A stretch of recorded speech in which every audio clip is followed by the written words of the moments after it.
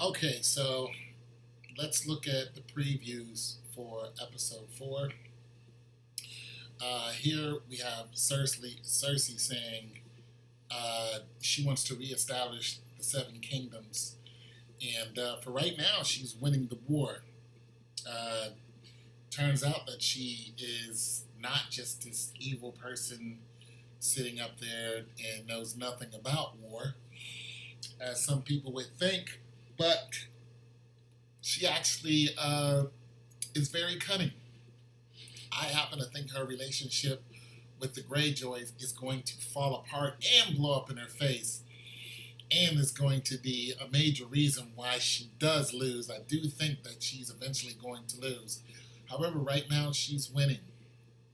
And when she says she wants to reestablish the Seven Kingdoms, it just seems a little too soon for me because she hasn't faced the dragons yet, even though she's sure that her catapults or whatever they are, her arrows, are going to pierce Smog. I mean, it's the same thing, but she's sure her black arrows are going to pierce the dragons, all three of them, and kill them. So, yeah, there's that. And so, moving along. Continent and every person. So, we're waiting to see if that's going to happen. And not to mention, you're talking to the Iron Bank. The Iron Bank is, the Iron Bank to me, as soon as they see that you're slipping, they know they're not going to get their money back. It's like, let's go ahead and give the Targaryens a few bucks. We'll just slip them a few bucks, see what happens. She does got those dragons after all. Anyways, they're talking about as soon as the gold arrives, yada, yada, yada. Plus, Cersei made a mistake and said, look, in a fortnight, I don't know how long a fortnight is, but she was like, you'll have your gold back in full. Now, I don't know the history of Westeros, but it's pretty hard for the gold, all the gold that they borrowed. Mind you, she's not talking about the gold that they're about to borrow now. She's talking about the gold that King Robert borrowed all these years, and her father borrowed all of those years, all the way up to now. So, yeah, right. Anyways, 3 dragons, boom, bam. Pretty much Dany is pretty much tired. She's like, I want to dispense with the clever tricks or whatever. I want to go to war. So we're about to see, the dragons, get mounted, so on and so forth.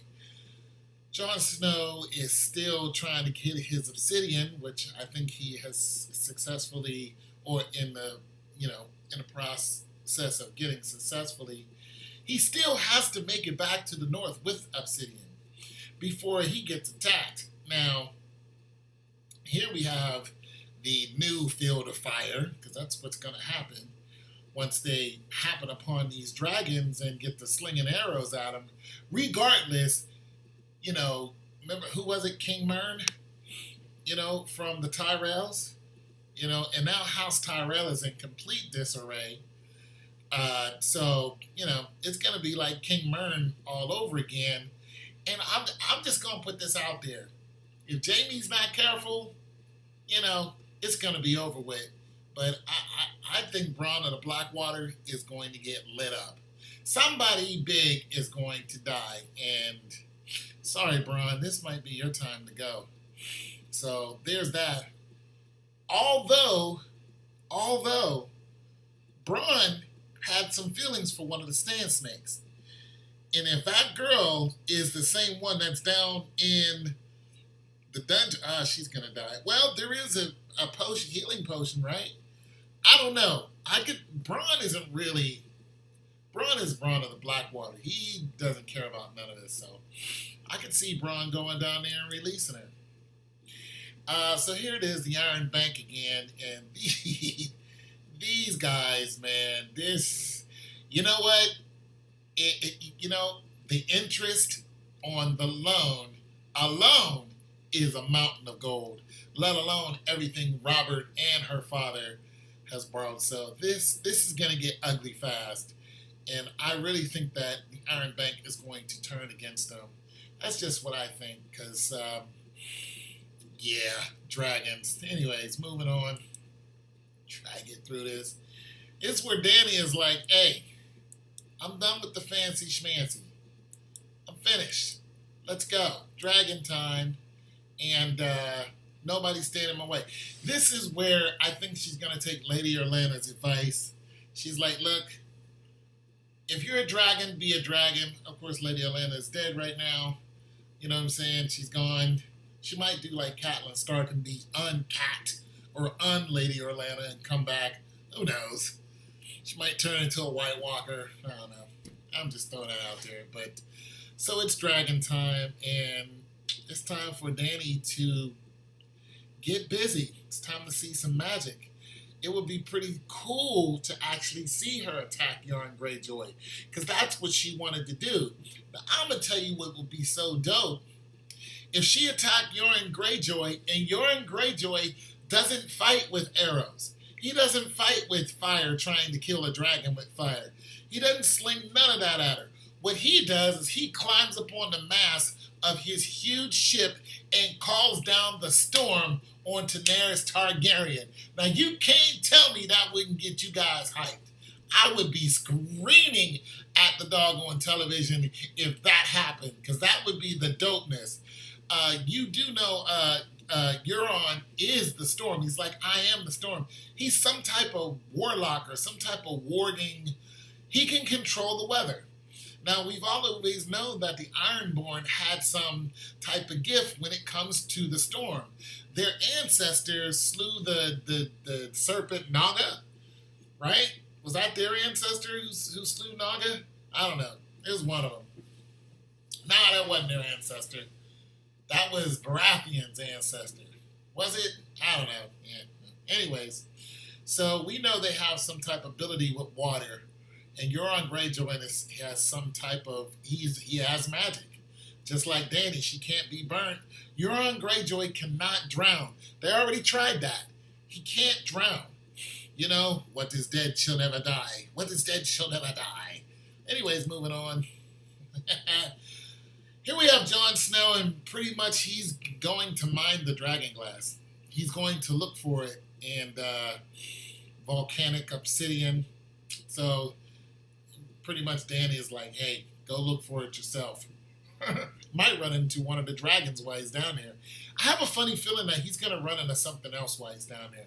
I don't think that they would spend all this money on a scene of him going down to look at a bunch of glass. I don't think that's what's going to happen. I think he's going to see something else down there. It's just my opinion. Anyways, moving on. Here we have Brienne of Tarth. Sorry, Brienne, you're going to die soon. I just feel it in my bones. That's my baby. But we know she's going to die. And so we know she's fighting somebody. Brienne is in the north, right? So I don't know who she's fighting, but she might be still training Ilyn Payne, his son. So who knows? Sansa, you know, the staunch politician now, still is ruling because her brother is like, you know, I'm the three-eyed raven. You can have all this Lord and Queen of the North stuff. I got bigger pictures. I got bigger things to do. So Sansa is still, you know, Queen of the North until Jon gets back. I'm liking her as Queen of the North.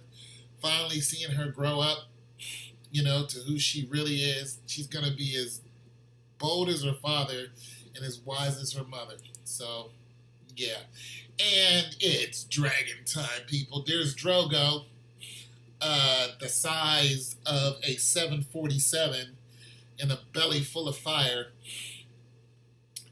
We can't wait until he swoops down on somebody and just blows the doggone doors off of Euron Greyjoy. But like I said, it would be so dope if just a cloud just appeared over Drogo and lightning just came down like, pow, and just hit Drogo, and you know, and Drogo stumbles, and then he gets back up, and he's like, wah, and then he hits boom, pow, and it'd just be so dope if the real magic of these, because dragons are magical. You know, they're just not regular beasts. They have a spiritual element to them. So it'll be dope. It's your boy Tone 202, and I'm loving Game of Thrones. I'm out.